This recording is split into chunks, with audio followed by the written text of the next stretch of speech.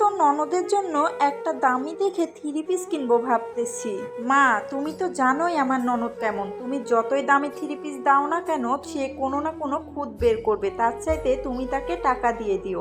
এটা অবশ্য তুই ঠিকই বলছিস। আচ্ছা ঠিক আছে, টাকাই দিব। আচ্ছা ঠিক আছে মা, এখন রাখি, ভালো থেকো। মা, ভালোই তো স্বাধীনতা দিয়ে রেখেছো ছেলের বউকে।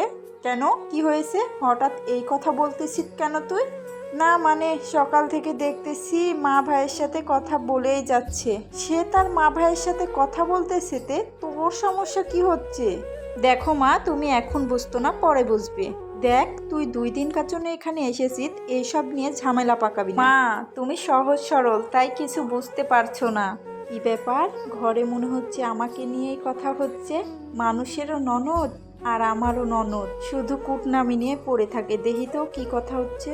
সে তার মা বাবার সাথে কথা বলতেছে, তোর কি হচ্ছে? তোর কি কোনো কাজ করছে না? সে তো রান্না বাড়া খাওয়া দাওয়া সব কাজই করছে, তোর হুকুমও শুনছে, তার সাথে আমারও সব কাজ করছে। দেখো মা, আমাদের বাসার পাশের ভাবি একটা এমন ছিল, সে সারাদিন তার মা ভাইয়ের সাথে কথা বলতো, তারপরে সে শাশুড়িকেই আর দেখতে পারতো না।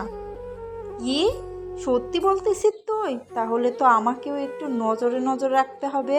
দেখতেছো, খাওয়া দাওয়া সব কিছু আমিই করে দিচ্ছি, আর সে 2 দিনকার জন্য ঘুরতে এসে আমার নামে আমার শাশুড়িকে বদনাম করছে।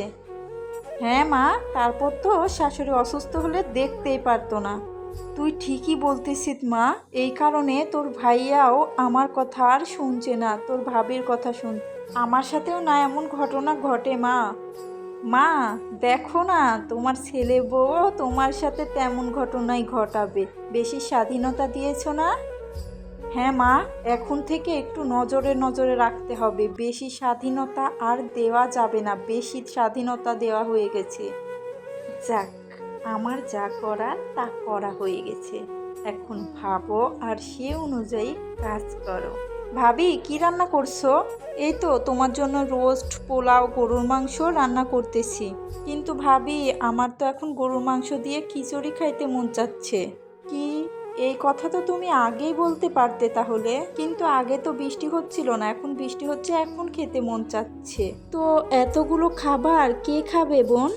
আচ্ছা ঠিক আছে, তাহলে রাঁধতে হবে না। সেটা না হলে আমি রান্না করে দিচ্ছি, কিন্তু এই খাবারগুলো, পোলাওগুলো রেখে দাও, সকালে তোমরা সবাই খেয়ে নেবে। আচ্ছা ঠিক আছে, রান্না করে দিচ্ছি।